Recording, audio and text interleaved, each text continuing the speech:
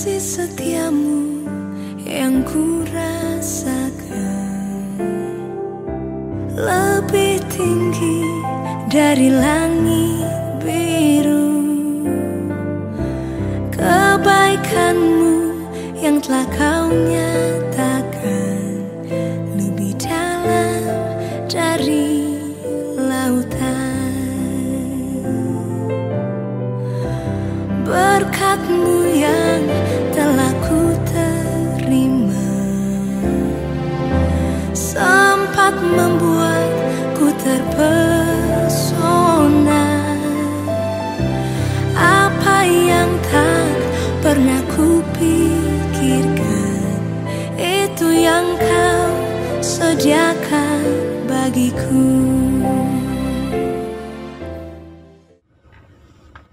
Selamat malam, Ibu Bapak Saudara yang dikasihi Tuhan. Dan untuk renungan malam pada saat ini, saya dalam perjalanan menuju Bogor dari rumah di Jakarta. Dan sebelum kita memulai renungan kita, saya ajak kita untuk berdoa. Mari kita berdoa. Bapa, terima kasih Engkau menyertai kami hingga malam ini, dan kami akan menggunakan waktu sejenak ini untuk boleh bersama dengan firman-Mu. Berkati kami dengan Roh Kudus, supaya kami boleh Tuhan ajari. Terlebih, Tuhan jadikan kami semakin rindu melakukan firman-Mu. Dalam Yesus kami berdoa. Amin. Bagian Alkitab yang akan kita baca saat ini adalah dari Perjanjian Lama, dari kitab Yoel pasal yang kedua, ayatnya yang ke-15 sampai dengan ayat 17.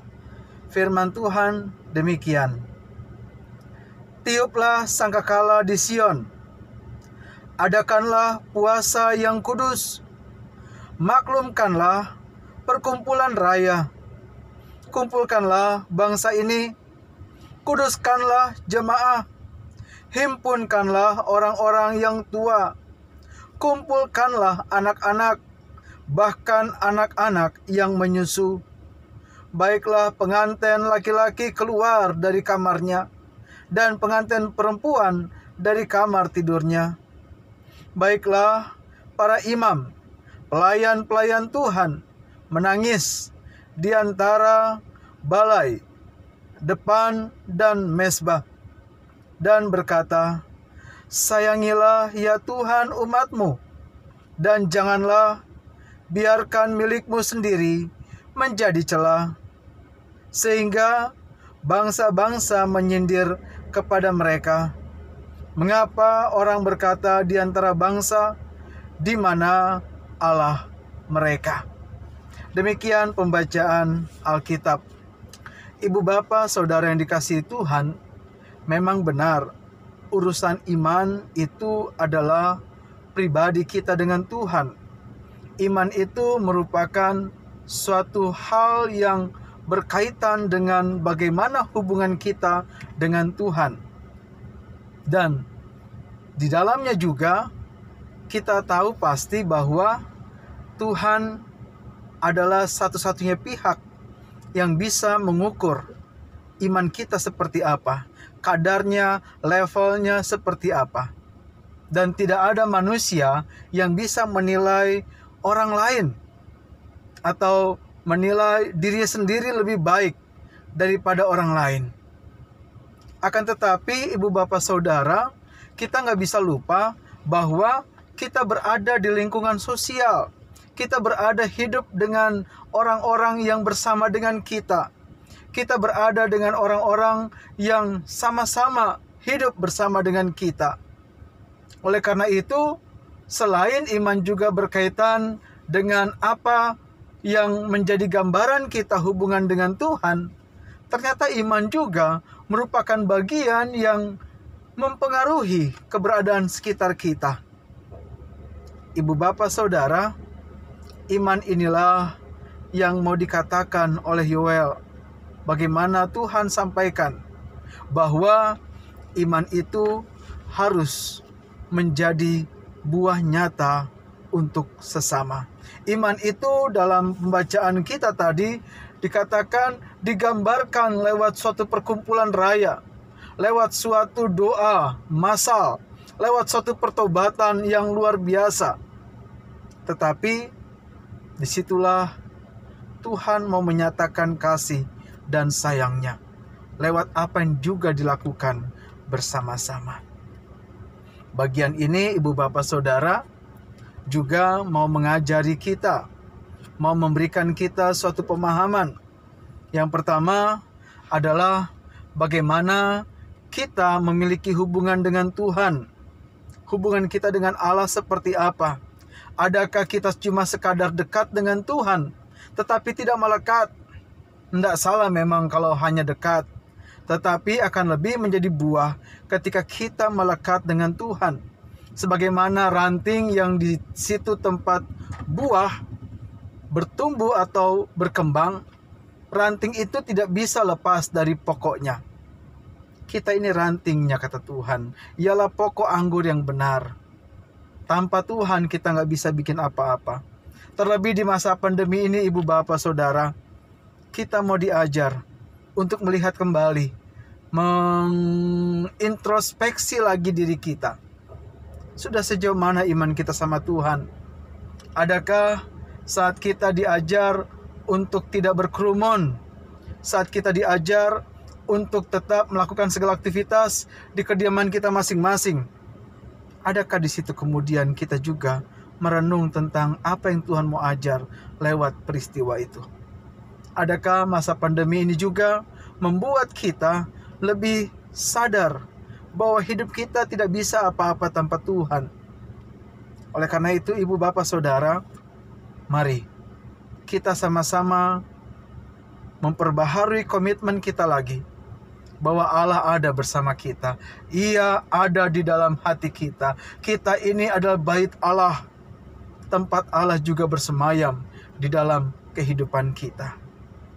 Jangan biarkan Allah menjadi pihak kedua yang berkarya dalam hidup kita. Jadikan ia pihak pertama. Dan yang kedua, kita sama-sama merenungkan, Ibu Bapak Saudara, bahwa di dalam kita beriman itu tidak cuma sekadar berkenan kepada diri kita.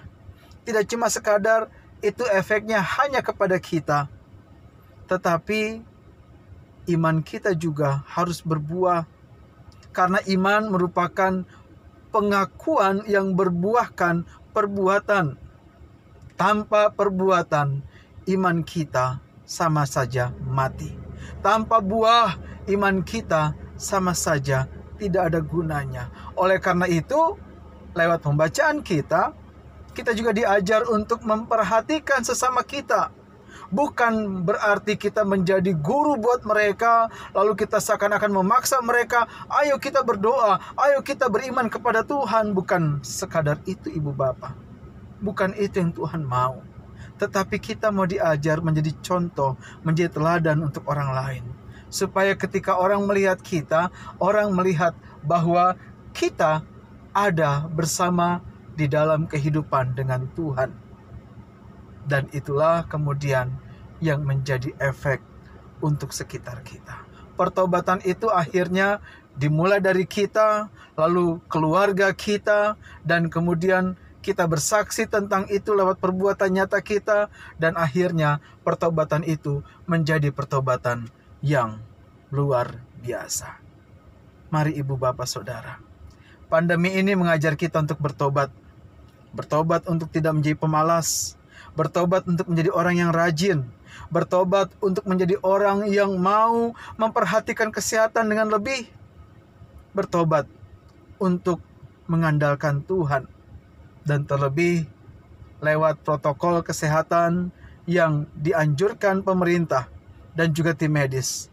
Kita diajar bertobat untuk melihat bahwa kesehatan kita juga adalah kepentingan bagi kesehatan sesama kita. Mari Ibu Bapak Saudara bertobat dengan sungguh di dalam hidup kita kepada Tuhan secara pribadi. Dan pertobatan pribadi itu menjadi suatu hal yang membawa buah kepada sesama. sehingga nama Tuhan dimuliakan dan kita menjadi alat kemuliaan Tuhan. Selamat kita anak-anak yang Tuhan mau pakai dengan berkat-Nya untuk memberkati orang lain. Amin. Kita berdoa.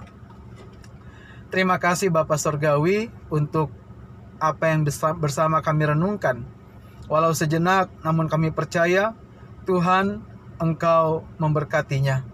Sehingga apa yang kami renungkan juga menjadi buah untuk kehidupan kami dan juga untuk sesama kami. Ajar kami Tuhan untuk melihat bahwa setiap kesempatan hidup ini bukan hanya bicara tentang hidup kami pribadi, tetapi juga bicara Tuhan yang hidup di dalam kehidupan kami.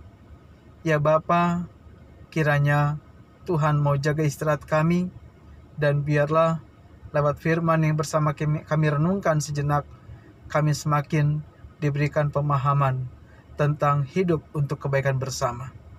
Inilah doa kami Tuhan, kiranya Tuhan juga menolong kami, setiap kami yang saat ini sakit, dan juga menolong setiap kami yang bergumul. Tuhan, dalam Yesus kami berdoa. Amin. Demikian perjumpaan kita. Tetap semangat, tetap menjaga kesehatan, dan terlebih juga tetap menjadi berkat untuk sesama di tengah masa pandemi ini. Tuhan Yesus memberkati. Sampai jumpa lagi. Shalom.